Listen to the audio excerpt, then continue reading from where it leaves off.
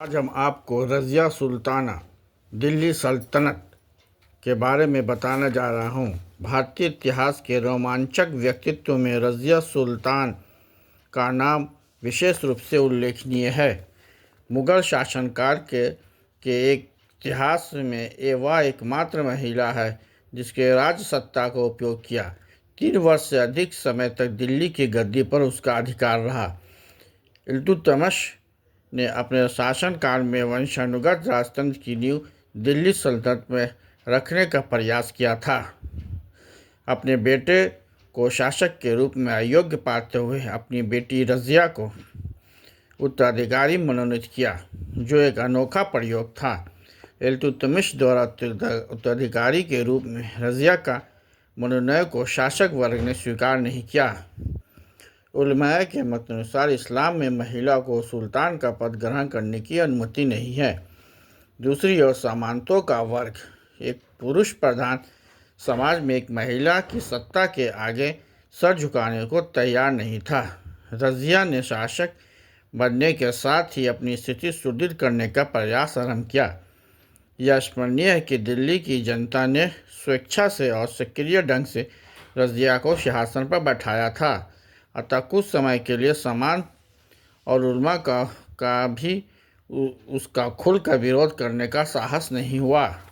रज़िया ने सर्वप्रथम निज़ामुल मुल्क जुनैदी को वज़ीर के पद से हटाया, क्योंकि वह उत्तराधिकारी के संघर्ष में उसका विरोधी था।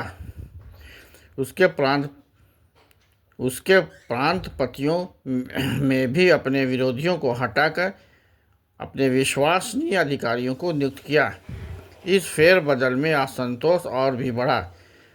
अब यह स्पष्ट था कि रज़िया के सफल हो जाने पर चालीसा दल का अस्तित्व ही मिट जाएगा। अतः वे रज़िया के विरुद्ध षड्यंत्र में लग गए। दूसरी ओर उलमा वर्ग भी रज़िया का विरोध करने लगा। उसका आरोप था कि रज़िया ने पर्दा प्रथा का परित्याग कर दिया है, जो कि अनैतिक और शरीयत के विपरीत कार्य है। सामंतों में बढ़ते विरोध को देखकर रज़िया ने एक नई योजना अपनाई। उसने तुर्क सामंतों की शक्ति को तोड़ने के लिए गैर तुर्क सरदारों को प्रोत्साहित और पदोन्नति देना आरंभ किया।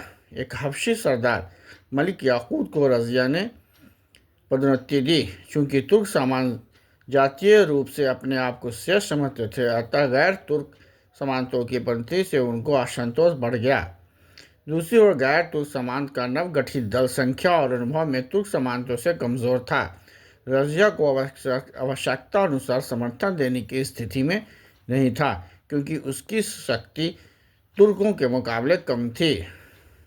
रज़िया के विरोधियों ने उसकी कमज़ोरी का लाभ उठाने का फैसला किया। मलिक एदगीन इख्तियारुद्दीन और मलिक अल्तुनिया, 2 सरदारों ने रज़िया को सत्ता से हटाने का षड्यंत्र रचा और उसे वज़ीर का समर्थन भी प्राप्त हो गया। सोची समझी योजना के अनुसार अल्तुनिया ने अपने प्रांत भटिंडा के क्षेत्र में विद्रोह कर दिया।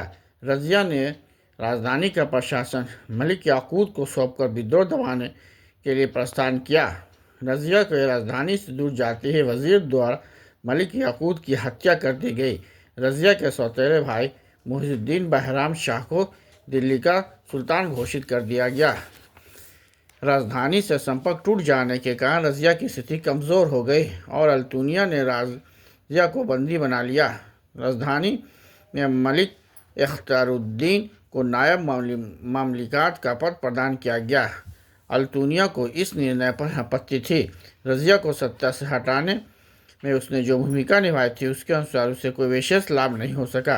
रज़िया ने अल्तुनिया के असंतोष का लाभ उठाकर उसे अपना संपर्क बनाया। उसने अल्तुनिया से विवाह कर लिया और दोनों की सम्मिलित सेना ने दिल्ली पर चढ़ाई कर दी। युद्ध में पराजित हो गए और वापस भटिंडा लौटते वक्त उन्हें डाकुओं द्वारा कैथल के पास मार दिया गया। इस प्रकार 4 वर्षों से भी कम उम्र में रज़िया का सत्ता का अंत हो गया। रज़िया का शासनकाल सीमित होने पर भी अत्यंत महत्वपूर्ण था। मध्यकालीन भारत में किसी महिला द्वारा राज सत्ता के उपयोग का एकमात्र उदाहरण है। पुनः रज़िया ने एक ऐसे सुल्तान का एकमात्र उदाहरण प्रस्तुत करती है जिसे जनता ने सुल्तान की गद्दी पर आसीन किया और उसे हम लोक समर्थक प्रांत शासक के रूप में देख सकते हैं। तीसरी बात यह थी, रजिया ने सर्वप्रथम तुर्क सामंत वर्ग की शक्ति को तोड़ने और गैर तुर्क शासक वर्ग की शक्ति को संगठित करने का प्रयास किया। इस दृष्टिकोण से अलाउद्दीन खिलजी और मोहम्मद बिन तुगलक जैसे महत्वपूर्ण शासकों की अग्रगामी प्रतीत होती है। विदेश नीति के संदर्भ में रजिया ने अपनी दूरदृष्टता का परिचय दिया। वह ख़वारिज़्म के शासक हसन करलूक को मंगोलों ने शासित कर दिया था, तो वह रजिया ने मंगोलों के विरुद्ध सैनिक गठबंधन का प्रस्ताव लेकर आया था। रजिया ने उसे भारत में शरण दी, यथोचित सम्मान भी दिया, मगर मंगोल के विरुद्ध कोई सहायता नहीं दी। इस प्रकार उसने अपने पिता इल्तुतमिश की नीति को ही अपनाया और मंगोल से दिल्ली का सल्तनत को सुरक्षित रखा। आश्चर्य बात थी कि राजनीतिक दूसरी योग्यता प्राप्त होने के बावजूद भी एक शासक के रूप में रजिया सफल नहीं रही और थोड़े समय में उसने न केवल अपने राज से बल्कि अपने जीवन से भी वंचित होना पड़ा। रजिया की सफलता का मूल कारण शासक वर्ग में विरोध की भावना थी। रजिया को न तो सामंत वर्ग का न उलमा वर्ग ने खुले दिल से स्वीकार किया, क्योंकि वे दोनों वर्ग अत्यंत प्रभावशाली थे। इसलिए इनका विरोध रजिया के लिए समस्या कारण बन गया। उलमा वर्ग लोग मत को प्रभावित कर सकता था और सामंत वर्ग के हाथों में सैनिक शक्ति और प्रशासनिक नियंत्रण था। ऐसे प्रभावशाली तत्वों के सहयोग के बिना शासन चलाना असंभव था। ऐसा कहा जाता है कि रजिया सुल्तान की सफलता का एकमात्र कारण उसका एक महिला होना था। एक शासक के रूप में जो गुण अनिवार्य होते हैं वह संभवतः वैसे भी रजिया में वर्तमान थी। राजनीतिक दूरदृष्टा, कूटनीतिक योग्यता, वीरता, दृढ़ निश्चय आदि जैसे गुण रजिया में थे। यही कारण था कि इल्तुतमिश जैसे व्यक्ति ने उसे अपना उत्तराधिकारी मनोनीत किया था, मगर रजिया के सारे गुण और उसकी योग्यता इसलिए प्रभावहीन हो गए कि वह एक महिला होने के नाते उसे शासक के रूप में न स्वीकृति मिली, न शासक वर्ग के शक्तिशाली सदस्यों का समर्थन मिला। एक महिला होना ही रजिया की असफलता का मुख्य कारण बन गया। रजिया की पराजय ने चालीसा दल की स्थिति को और मजबूत कर दिया। बहराम शाह को शासक की सत्ता के वसूता वंचित कर दिया। मालिक नायब अथवा नायब ममलिकात का पद स्थापित किया गया, जो प्रशासनिक कार्यों की देखभाल करता था।